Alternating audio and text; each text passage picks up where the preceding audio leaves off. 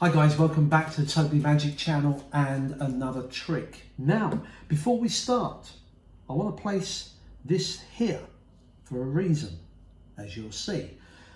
We also have an envelope, but this is a magical envelope because inside here there are 3 cards and they can be any cards you like. How is that possible? Well, the 3 cards are blank. And if you've got a good imagination, then of course these can be any playing card you like. So you could look at these cards and you could think of a picture on there or a number value, a suit. It doesn't really matter what you think of, but it could be anything. Let's say a queen. If we take this card, turn it over, just a little flick, the Queen of Diamonds appears. Amazing. But not only that, if we take the other 2 cards, remember they're blank, we need 3 cards for the 3-card trick that I'm about to do. So what if we took maybe this one, watch the face, just a little shake, and it becomes another Queen of Diamonds.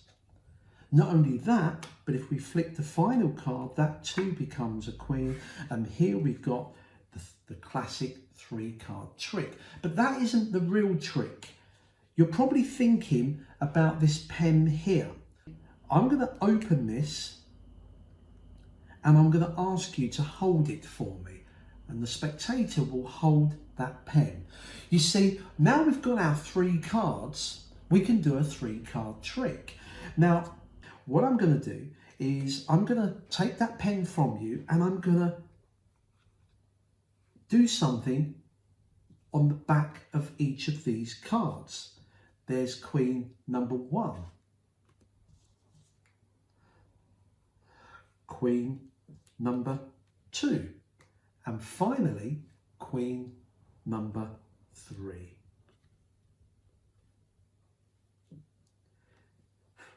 And if you'd like to just put the lid back on that, they will put that back on there. That's fantastic. So the 3-card trick. Now I'm going to shuffle these up, mix them all around. You're going to try and find the lady, but one in particular. So as we just shuffle these up, do you want to move these around yourself? Are you happy that they're in that order? What I'd like you to do is look at the 3 queens and put your finger on the queen you want.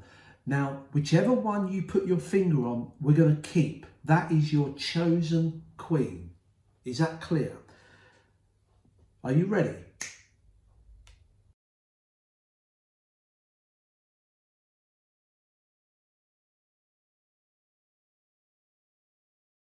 Oh, you've gone for the middle one.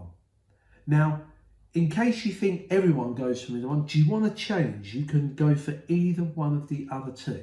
You want to keep your finger on that middle queen. Well, I said you're going to find the lady, but there's 3 ladies.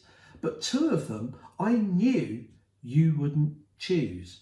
You see, I only crossed out 2 of the queens. You're not going to believe this, but the 2 that I crossed out were the ones you didn't pick. Have a look at the back of this one. And it is the lady that you found. And that is the classic 3-card trick.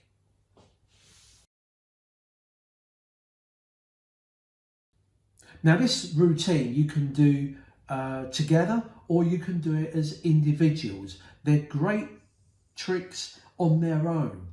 So let's go through this first of all. Let's start with the 3-card trick. This can be performed as a standalone, so you don't need this to follow on. What I do is I get 3 cards and I mark 2 of them and the other one I leave clear. Now these could be 3 queens, 3 kings, 3 aces. It doesn't matter what you pick.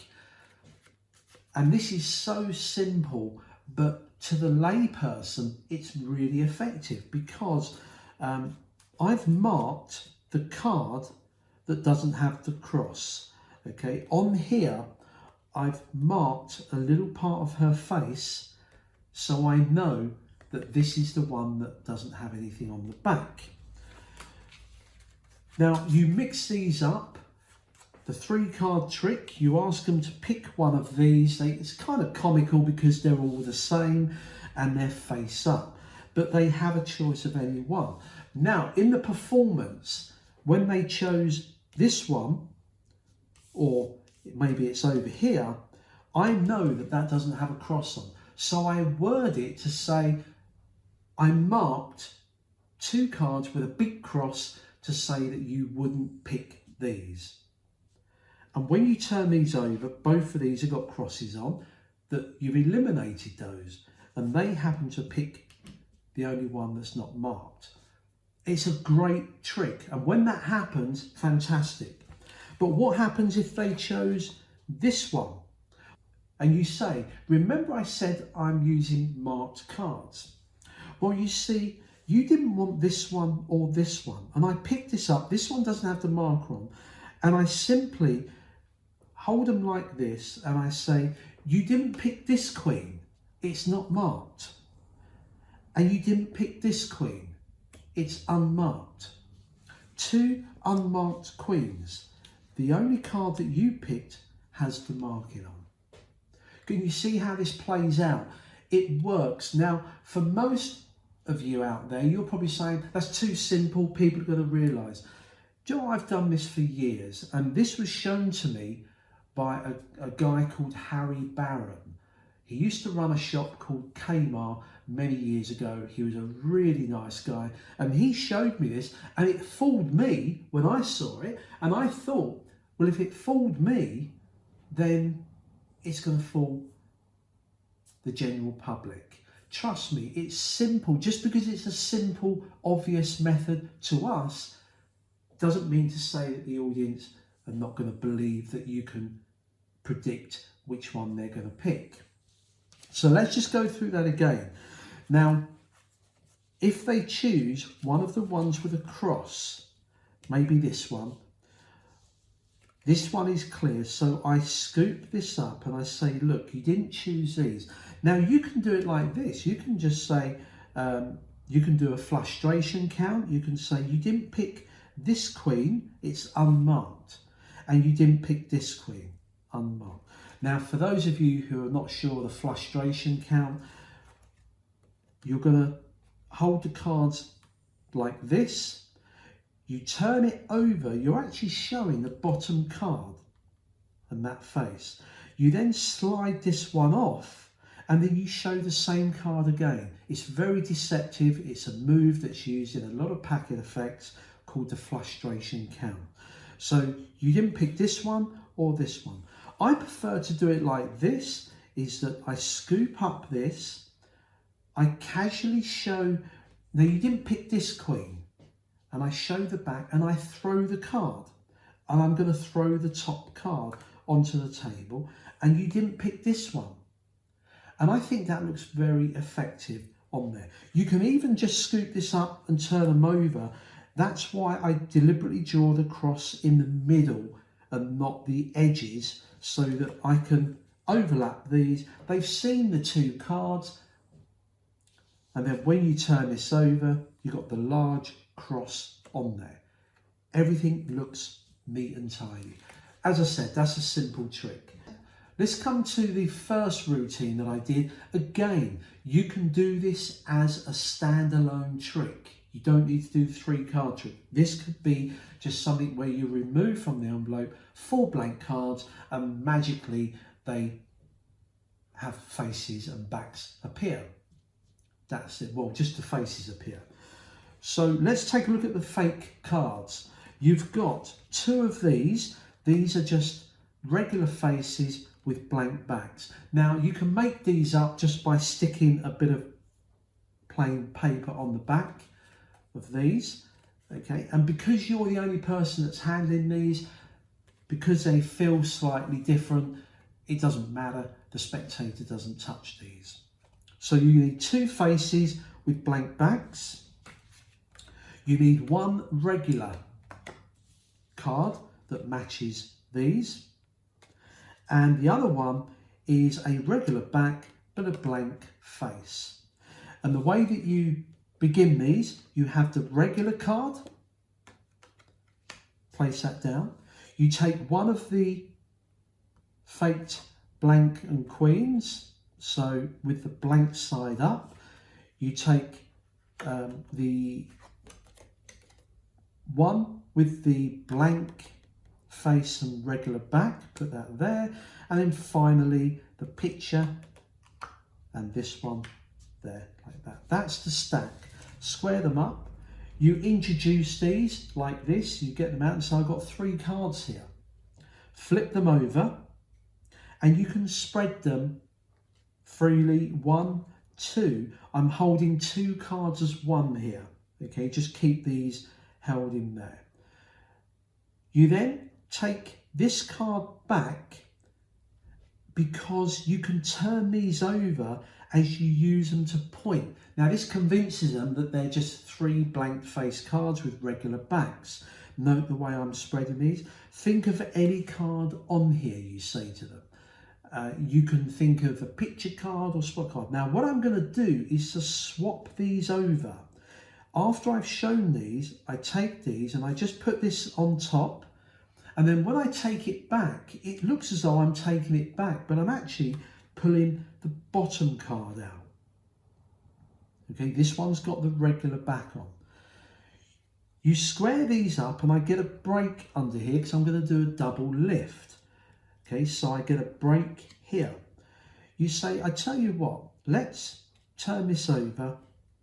I've got a break. I'm going to push forward 2 cards. So I've got 2 cards here. Push them forward, keep them all square. And then you turn both cards over, drop them on the packet, the picture is revealed. Now how you get this picture to be whatever it is, you can either ask someone to think of a card, you know, maybe a red or black, and they say red, and you know the drill, you force them to get the Queen of Diamonds. Or you could have a deck of cards and do a force to force a particular card onto the spectator. I leave that up to you. I just think producing 3 pictures is an amazing effect on its own. It doesn't need anything else. So once you've done that, you can deal this down. Don't show the back. Deal it down. You can then push off the top card, hold these because everything seems clean. But I'm holding 2 cards here. Always remember you've got 2 cards here. So I can show these. I say, now we're going to take this card, and all you do is you flip this over so it's kind of staggered forward a little bit. Flip it over. Let's do that again. Flip that over. You then take the side of the packet and flip both over. They've now seen the faces and backs of 2 cards. There's 2 cards here.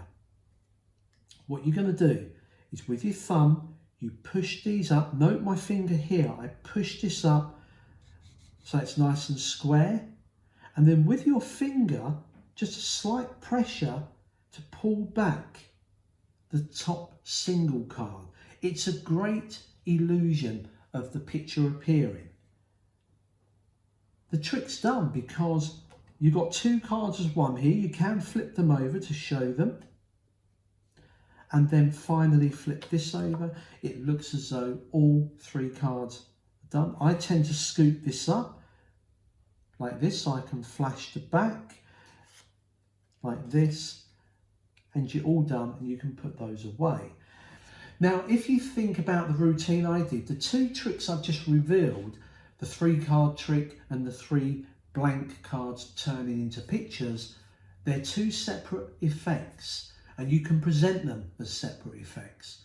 I like to follow one with the other, and the way that I did this is that on the face of the packet I had those 3 cards that have got the marks on, 2 of them, and the 3rd one. They went on the face of the pack.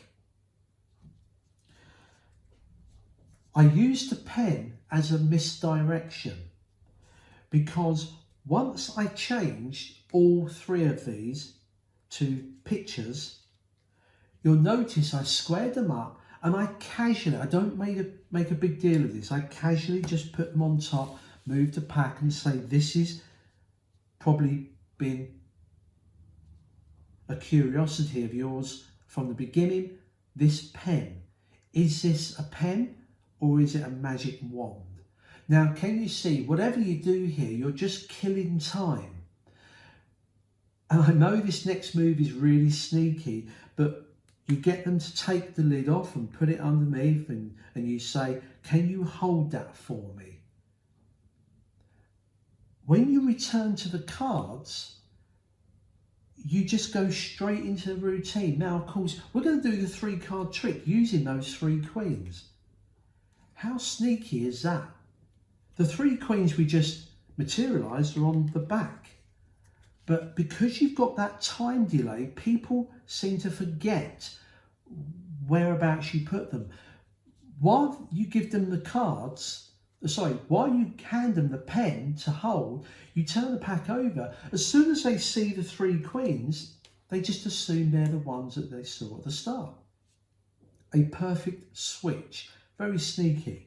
And then you can then leave those face up and go into the routine.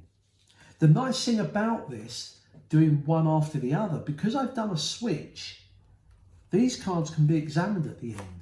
So they can't understand, well, hang on a minute, they were 3 blank cards, which he turned to queens, and then he marked 2 of them, and I found the unmarked one, etc. You know the drill, and that's it. And you can leave those cards with a spectator. I hope you enjoyed those 2 effects. As I said, never write off self-working tricks and simple tricks, because if they're presented right, we may think them simple, but to the audience, if it looks like a miracle, then they believe it is. Till next time, practice and enjoy.